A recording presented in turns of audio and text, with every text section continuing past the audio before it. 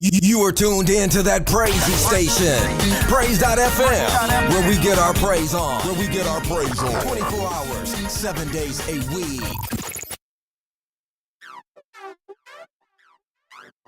Welcome to the Momemtum Shift, everybody, all the way from Phoenix, Arizona, with your girl, Dr. Drea is in the house. I'm actually literally in the studio tonight.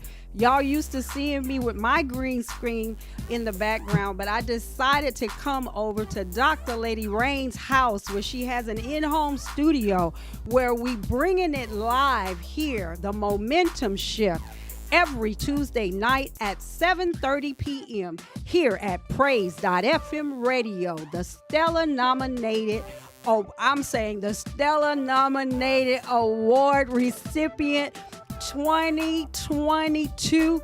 We're going to the Stellars July 16th in Atlanta. You want to meet us there? Your girl will be on the red carpet. I'm prophesying that into existence this year, just like I was last year. God has been doing some awesome things in my life. Yes, he's been doing some awesome things here in the Valley of the Sun. Dr. Lady Rain makes it happen every morning with Praise in the AM. For those early bird risers, y'all know that's not me because I'm in my bed, but she's up every morning making it happen here Monday through Friday at 6 a.m. So you don't want to miss that. I wanted to remind everyone to support our station. Every one of the hosts on this platform, we've been posting.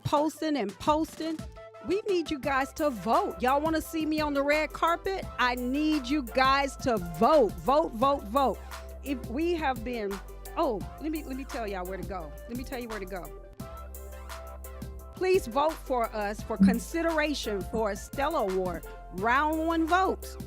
In category number 5, we need you to scroll down to station PRAYZ.FM. Alicia Middleton. Oh, okay.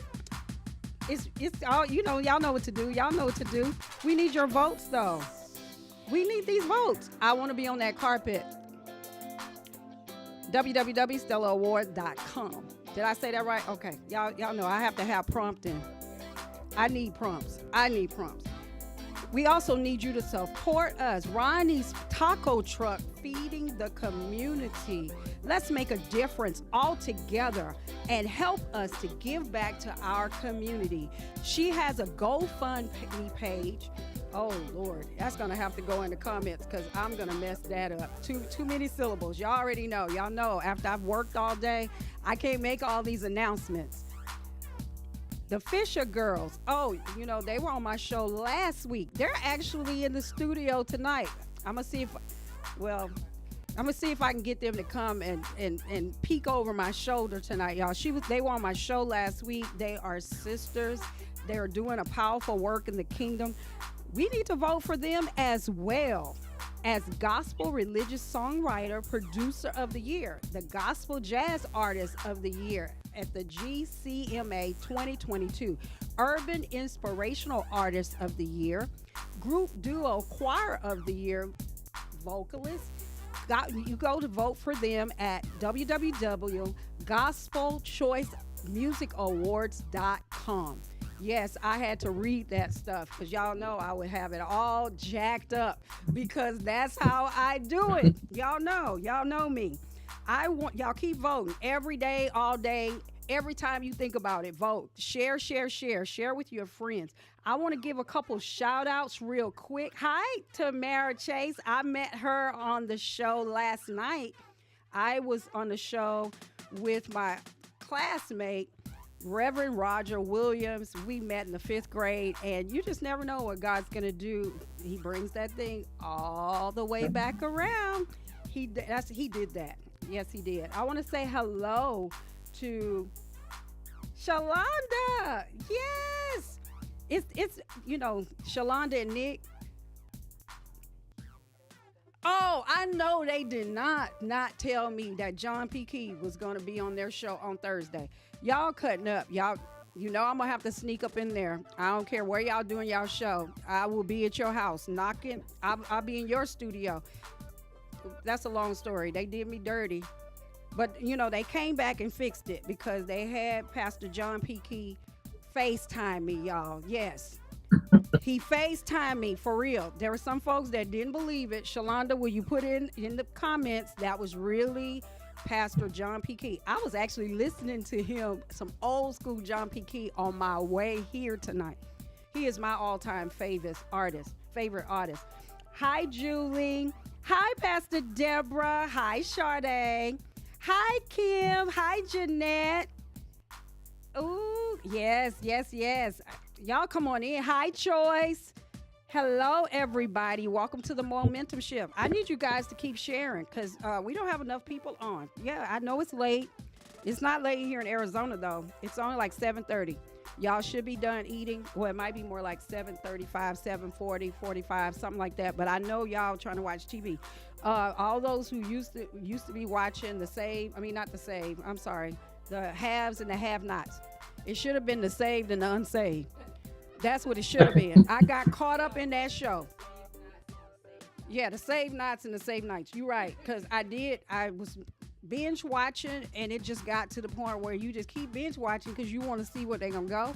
And it's over now, so I was just mad. How you going to kill off everybody in the last episode? Nobody. Just everybody just died. One person. One person. I'm just upset. But anyway, that's enough about me. I just welcome you guys. I'm so excited to have some of my oldest, actually, yes, outside of my high school friends. Yeah.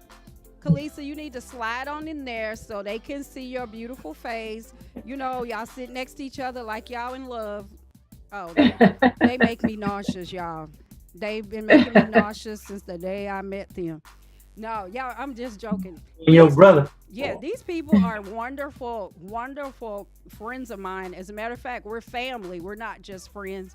I actually met Kalisa. Y'all welcome. Say hello to Kalisa and Artis and Kalisa Singleton. Let me get that right. Artis and Kalisa Singleton in the house tonight. I'm so happy to have them all the way from Valdosta, Georgia. That's the place where I lived 21 years ago. Well, I moved here 21 years ago. As a matter of fact, they were at my house, them and a whole bunch of people, helping us get that house ready for inspection. We were moving off base. It was 21 years ago in February. Yeah. 21 years ago, we moved to Arizona, and Kalisa has been promising me every year since I've been here that they were coming to visit. We're coming. We're coming. Yeah, I've been to her. One more year. Her house in Valdosta since I moved here. I know. Mm-hmm. But anyway, we're gonna do better. Yeah, we keep hearing that every year. Kalisa, wait till this one graduate. Wait till that one graduate. Wait till this one. We got one more left, so no excuses after and it'll that. be grandkids. I can't come because of the grandkids. It'll be something. That's okay though. But we were like we are long-term friends, and it's just good to have friends that you don't have to talk to every day. But artists, we're gonna talk about talk about a momentum shift. He reminded me of something that I actually hadn't thought about today, but he remembered, and you just never know how God is gonna orchestrate something. We met actually when I was working at Walmart. I just moved to Valdosta. I got a job at Walmart like that October of 1992. And Kalisa was actually my CSM. For those who don't know what a CSM is, tell them, Kalisa, so they know. Customer service manager. Okay, they're the ones. What color do they wear now at Walmart? I know I don't even see. They have the yellow jackets. Yellow. Yeah. So, and anyway, that was back before they had the super Walmarts. We were in the Division 1 stores. Back when Walmart used to close 10 a.m. Exactly. And then you'd be in there till midnight zoning. Yeah. Right. For those who don't know what that is, when y'all in the store tearing up the linen department and throwing pillows and clothes. The folks that work there have to fix that stuff before they leave at night. So when you come in the store first thing in the morning, it's nice and clean and fresh and everything is neat. So be more mindful when you're in the store. Put those baskets back also, Okay, yeah, they looking at me. I feel them through the screen. Hi, Carmen. Hi, Yvette. Oh, did I say hi to Jeanette? I don't want to forget anybody. You guys keep sharing. Hi, Carmen. I just wanted to welcome everybody. Come on in. Artis and Kalisa, like I said, I met them in October 92. I had to pursue this chick. I'm going to tell you, because she was like, why is she being so nice? Like, what? But the Lord knew. He knew what we needed. And this lovely couple is Jalen's godparents. See, so you just never know. They knew Josh from when he was a baby. He was like, what? Yeah. Not even 2. We've been on vacation together. We went to Disney together. We traveled. We did all kinds of stuff. And then we had to leave. So even when my husband and I got married, we eloped. So we actually had a wedding. Kalisa came on in like she's planning somebody's wedding right now. That's what Kalisa does. And so she's always forever working. She's retired and going back to work. That's a whole nother situation. But Artis is retired for real. For real. So Artis was working at, was it Bud's? It was Bud's then. Yeah. That was years ago. Yeah, he was working at Bud's. Yeah, that's nice. It's a discount place where he was working. It's kind of like, I'm trying to remember what it was. A Bud warehouse outlet. It's like Sam Walton's brother or something. Yeah. So yeah, we worked at Walmart when it was the real Walmart during the Sam Walton days. Before he died. It's not the same Walmart as it was when he was alive. So I just wanted, they're in the comments. Yeah, Carmen's talking about her baby boys. Oh, your classmates are on. Somebody named Raynard Shannon. Yeah, Raynard. Yeah, we played ball together. He's one of my brothers. Okay, awesome. And Pastor Deborah Bell says hello to the Singleton. Hey, Mama.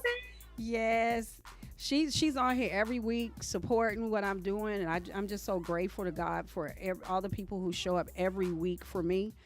And for our Phoenix family, one of these good old days, Pastor Deborah is going to come on out to Phoenix also. Yes. One of these days. Maybe we'll hook up together. On the same plane. Who knows? Exactly. Might be on the same plane.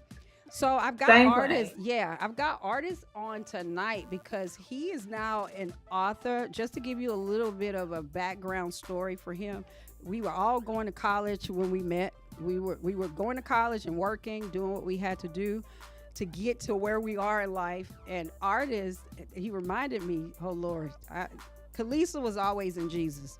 We always said Kalisa was a saint. You know how you had those friends that, Lord, they was just born right. They just was. Kalisa, that wasn't me, but that was Kalisa. Kalisa was just born into Jesus. She's always loved Jesus and loved God's people. That's Kalisa. Me, on the other hand, not quite so much. Artis, not quite so much. You know, we were real brother and sister. We still real brother and sister. We would fight. We'd be over at their house hanging out because they was married. We was living in that apartment on Castlewood. I think it's called Castle. Yeah, over there by McDonald's, across from McDonald's. And in near the Piggly Wiggly parking lot. Is Piggly Wiggly still open? Oh gosh. Yes. That's where it all started. That's where it all started for us because we were stationed at Moody Air Force Base. That was our second duty station.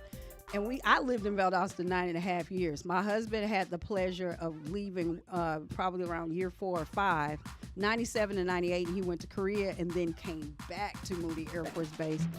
And we didn't get to get delivered from Valdosta until they changed the mission of the base, and that's how we came to Luke Air Force Base here in Arizona. So Artis was in college, and it was this thing about him and them inmates. He got in a job at the Valdosta State Prison. Yeah, Valdosta State Prison. And man, all we heard, it was always him and these inmates. And Saint Kalisa was always like, Artis. You know who Artis used to remind me of? Every time I watch the pain, I think about Artis because I'm telling y'all, I know they brothers for real. Yeah, exactly. Him and Curtis, the stuff that Curtis say and do. Curtis says. That's yeah. Artis. That's Artis. If ever I'm missing Artis, all I do is go back and watch. I'm like, that is so Artis. I am not lying. I'm telling y'all, that is him for real. But he wasn't saying, I had gotten back into the things of God, and Lord, we used to have these discussions of, and oh Lord, it was, Kalisa was the referee. Artis don't have nothing to do about, he don't want nothing to do with Jesus. No. Nothing. Nothing. No thing. He wanted nothing to do with Jesus. But it didn't stop me. I kept on. I would hammer. And finally, we'd argue and fall out and fall back in, fall out and fall back in. But I loved him from the beginning. I mean, you know how you just meet people and you just love them in spite of yourself and in spite of them. It didn't matter because I knew one day he was going to do a work for God. And so that's why I never gave up. Artis, tell them a little bit about yourself and why you're here and what God is doing in your life so that they get to know the now artist, not the, well, I guess you can tell them about the old artist if you want to. Well, the thing about it, Andrea, is that when I got out of high school, I joined the military because I had a cousin to get killed right at the beginning of high school. So I made a decision to go into the military. I'm not going to spend all my time in college and not make it to finish it. So joined the military, got on with the military police, got on the special reaction team. I was slated to go out to school and got shot in my eye doing some hostage negotiation training. And that devastated me because I was blind 3 days in Waynesboro Hospital. And I was in the hospital for I don't know how long until I had my surgery at Bethesda Naval Hospital because everybody was packing up and heading over to Desert Shield at the time. So I was angry and bitter, and I had my surgery probably later on that year at Bethesda. And I was thinking about going back getting that guy that shot me. That's all that was in my mind. That's all that was in my mind. And this Navy SEAL was when I went down to recovery, they slid him in beside me.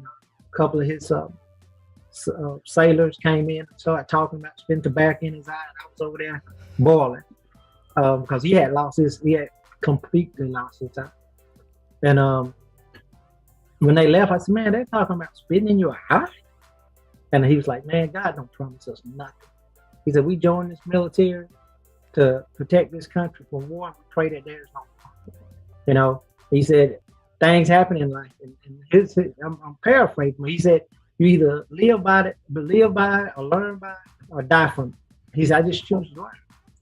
And tears just rolled down my eye, and I forgave that guy right then and there.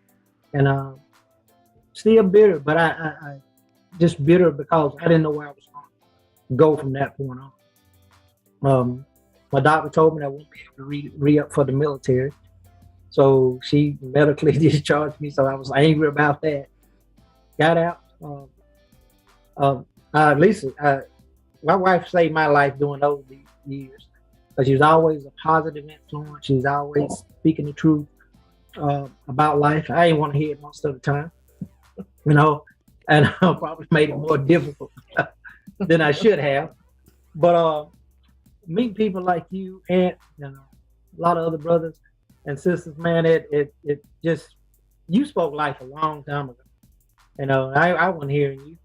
That's why we fought. That's why we fought so many times. But from that interview that got out of state prison, they was like, "Well, because of your injury, probably not going to be able to hire you." And a friend knew a friend, and talked to a guy named Artis Golden. And he called me back out there. And he said, "I'm gonna give you a tag." And I said, "I promise you, I won't let myself down, but I won't let you down." And went into correction, came back from training. They stuck me in a mental health level 3 building and said, "It's on you." I walked in, my heart pounding, and an older guy he said, we got you, officer. And I'm trying to hold on to my pride, looking at him all tough and stuff like that. And, he said, you got to know why God sent you here. And I was like, and I looked around and saw the guys just going about their business, a little loud and stuff like that. But that's how my correction career started. And I just started learning, going to school, just picking up on things, kind of self-taught, and listen to the older guys around you. We had some good leaders that supported us, but went from there. I knew I was going to be losing my sight, so I had to make plans. I knew I was going to be having more surgery, so I got my degree. I spent 7 years as an officer. That's been officer, sergeant, and stuff like 7 years as an officer. Went into counseling. I spent 7 years as a counselor. And in 2009 or 2007, I went to Ware State Prison as their chief. And then after 2 years there, I came home for some personal reasons and stuff, and got chief counsel at Valdosta, and went from Valdosta to Artis State Prison, and went from Artis State Prison to Lee State Prison, where I was a warden at Lee State Prison for 4 years. I started an evidence-based program over there with my team. The commissioner came up with this idea, it came from somewhere, but very positive program that brought the inmate into self, being aware of self, being aware of self choices, and basically just cognitive restructuring. Stop looking at rehabilitation as a limb. You can't rehabilitate the mind. You're gonna provide it with tools and cause some cognitive restructuring in there, but you cannot rehabilitate the mind. What I found was that, everybody didn't grow up the same. Exactly. What may be criminal in one neighborhood, what I may see normal in my neighborhood may be criminal somewhere else. Exactly. And it's educating those young and older guys that have never experienced anything outside their neighborhood. There's a life beyond that process, and they just open up with the introduction of Kairos coming into the prison. You familiar with Kairos? I'm not. Okay, Kairos is a Christian ministry that comes in and do a whole walk from Thursday to Sunday. Wow. And they have meetings with inmates and offenders in the gym or wherever they have the space. And they set up there from 6 in the morning, and they bring food in and stuff, and have church. They have broke up into different groups and just praise God, man. Awesome. And they just praise God throughout that whole process. I seen one guy bust a guy in the head 6 months prior, and coming out of Kairos on Sunday crying, and just flip his whole life around. That's when I started believing in Kairos, because I was like, you coming up in here with this? When I seen that was a miraculous change in our offender. And but that was back to Lee. What I learned at Lee is if you train your people to respect people themselves first and the offenders that we're responsible for, you'll be amazed at the things you can do in a crowded, uncomfortable place.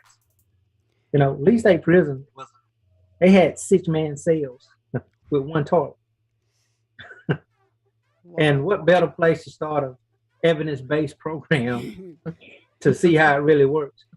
Talk about a pilot program.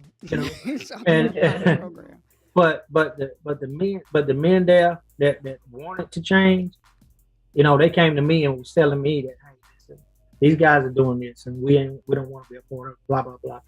So it was more like they took control of their situation to get back to their family. They thought, this is what mattered to me.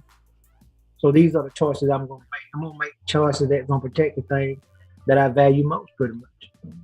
And it went from there. And I was at Lee for 4 years. Like I said, I started that program. I graduated my first class June of 2017, I believe it was. and went to coffee as a contract month. They moved over there. So coffee is a private prison. And a lot of people against prison for profit, but they did such a great job over there with Warren Hilton Hall and stuff like that. I mean, it changed my whole mindset about private prison. Because who's going to better take care of them to make sure that you're sending positive citizens back to the street and back to their community, bringing families in and stuff like that. And now you got guys. I had a guy that graduated from coffee. He wanted to come back in to get his degree. He didn't want it sent to him. So he got approval to come back in to graduate with his class. And his speech was pretty much that, hey, if you want it, guys, it's out there. You know, if you want it, it's out there. And you know, it just changed the whole atmosphere. And then coffee housed 2,630 something, 28 inmates or something like that. Probably can house more than that. Love the setup at the prison. They provided them with immediate access to counseling and everything, because the counseling office was right there in that area. So was at coffee for a year, and I had a director that was retiring asked me to come back to be a warden. Didn't know where, but he asked me. He said, "You know, would you like to come?" I said, "You tell me where you need me to go." And he smiled at me doing this retirement. I was like, "What you done?" And I got a call. They told me to report to Wilcox State Prison. Didn't want to be there, didn't want to go, but I met some of the greatest people at that prison. I mean, people that wanted to learn, people that when you offered training, took it and ran with it, and it just, I don't know, it was a blessing to me to be there. I learned a lot more about myself as well, and really didn't want to retire, but I started had to wear them glasses, to read out of my right eye. And people were walking up on me, and I was about to grab them because they were walking too fast up on my left side. I couldn't see out my left eye, so I had to make a decision. And when they told me that I had my 30 years in December 2020, I was like, God, what are you telling me? So I had my time done and audited, and it was. I worked. I did. If I worked 40 hours a week, but I worked more than that. I worked, 250, 260 hours a month. And I looked around. That was another 18 years that I could have tacked up that I spent away from family. But I made other friends and family there. Correction is a great industry if you walk in with a positive mindset and you're able to communicate. Have a lot of integrity about yourself, or you're going to have people coming at you, going to try you. You got to know who you are as an individual, and you got to know why you're there. I heard it was a speech, I think Governor Deal's son made the speech. He said, they're not our friends, they're not our enemy, they're our responsibility. And that sight just sat in my head, and man, even at Wilcox, we were able to do some amazing things. 1,800 inmates plus, and you had guys that had gang members, being from Bloods and Crips, talking to each other. After we done, we was able to set them down and say, this is what's gonna happen if this keeps going on, blah blah blah. Put rules in place, but let them be logical rules, or logical consequences for the rules you put in place. Not too harsh, but harsh enough to say that this is not going to be tolerated. And then reward. You intentionally helping people. Ain't nobody asking you to do anything. You're doing positive things. There's an incentive piece that goes there that made a big difference when you offered incentives. So I think that made the biggest difference. When I retired, there was a guy that he was crying in the dorm when I went to do inspection. I was like, "What's going on, big man?" He said, I heard you retired. I said, what they got to do with you? He said, ain't nobody going to treat us like you treated us, Mr. Singer. I said, yeah. I said, y'all made a difference. I said, you guys made a difference by doing it. He said, but you gave us a chance to make a difference. and that right there has been sticking with me. So, but back to the book, I started writing when I was alone in 2013, 14. Well, let's take a break and then we'll talk about the book. We got to take a pause for the cause real quick. So hold that thought. Don't go to bed. Don't go to bed. You know you got to stop me now. No, you good. You're good. So we're gonna pause for the cause. So we'll be right back in a few minutes.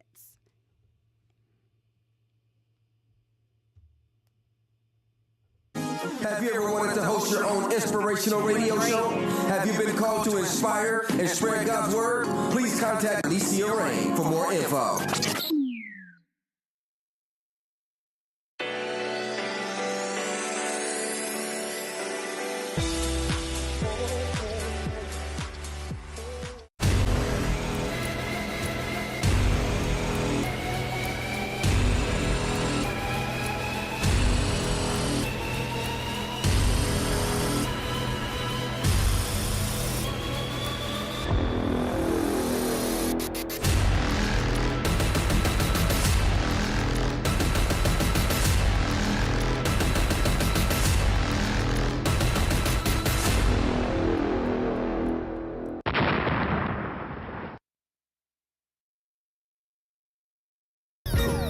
Are you the next great independent artist?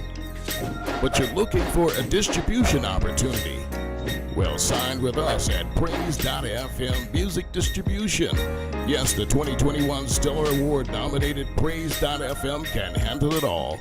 We understand the narrow road leading to getting your music heard at the right time at the right place can be tough. So send your music and video files to fmprayz@gmail.com. That's fmprayz@gmail.com. PRAYzy.FM Music Distribution, affiliated with Sony Music and the Orchard Distributors.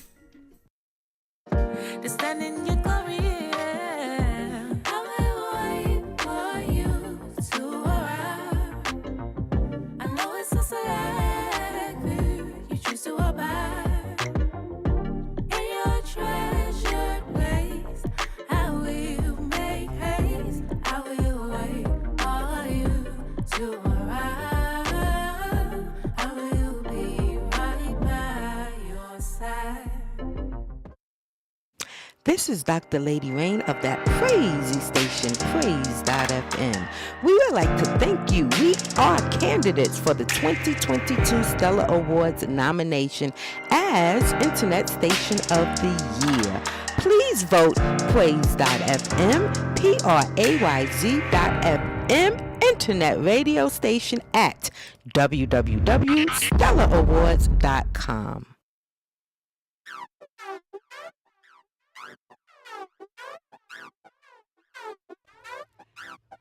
We are back here in the studio at PRAYzy.FM radio tonight for the Momemtum Shift. I am so excited to have my brother and my friend and my youngest son's godfather, Artis Singleton. He is a retired warden. He's been sharing a lot about what he's been doing with prison populations, how God has used him to transform and work with the community of inmates and helping them no longer have that inmate mentality. So he was sharing right before the break about his book and how that came about. Artis, bring us back to the point where you were talking about why you started writing. Well, I was at Lee State Prison, and we have to stay in the warden's house. And I didn't want to move my family. We had made that decision a long time ago as I started moving up and getting promoted. And, when we saw where it was going. So just one night in 2014, something just spoke to me, man. And like from that point on, I started 2 o'clock in the morning. I would wake up with something on my mind and start writing it down. If I didn't get up when it was on my mind, I forget everything about it. I couldn't recall it for nothing in the world. And it was the strangest thing. God just spoke to me, man, and said that, hey, listen, put positive stuff in your mind, or the world will put things in your mind that, take away from what you truly believe in, or take away from what's most valuable to you in life. So I just started writing, just to occupy my mind and listening to that inner self speak to me. And as I started writing, and like I said, I went to coffee, came home for a year, and I drove back and forth to coffee during that year. And then Wilcox came about, I had to move to Wilcox. How far And I is was in that there from for 2 Valdosta? hours. Wilcox about an hour and a half, about the same as Lee, about an hour and a half, hour and 40 minutes or so from Valdosta. So that was the same ride for me. I drove from Valdosta to West for 2 years. Wow. That was about an hour or so. And then I drove from Coffee. Ware County is Albany, right? It's Waycross. Waycross. Okay. Yeah. Lee County is up near Albany. Okay. But that's Waycross. It's going like towards Savannah way. Yeah, I remember Waycross. From here. But just started writing, man.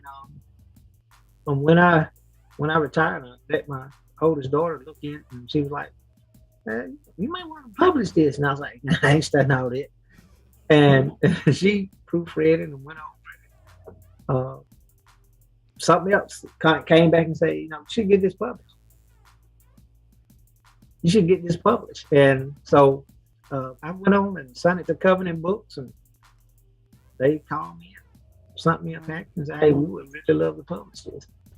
So I did it up and signed it in manuscript form and went from there, and I fighting the loneliness came to life. And it's basically talking about, waking up and, what is really going on when I wake up. Am I seeing, what God has placed in me to see and do daily? Or am I going about my own business and doing what I want to do? And you see it in your life after a while. If you're doing your own thing, you're gonna reap it here on earth. God will forgive you and take care of you. Once you get to where you need to be in Him. But you're gonna still have to pay for those things that you've done in the past. And who knows how that's gonna come about. It's a matter of understanding that. It was strange to me, but what I found, you treat people like people, they'll respond like people.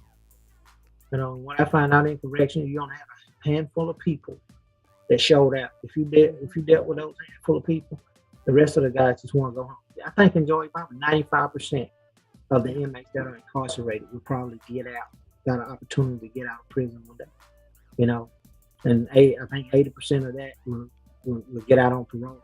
So if we can focus on cognitive restructuring, not focusing on their behavior, focusing on why that behavior is why they're behaving that way. Exactly. Then you can start making changes in individuals that we're supposed to be protecting society from. That's where correction is a hard place, and where people don't trust people. Inmates don't trust inmates, and they definitely don't trust staff. And to be able to build that trust, because the guys knew that, hey, if Mr. Singleton said it, he's gonna be able to do it, or he's gonna try to get it done. Exactly. And stuff.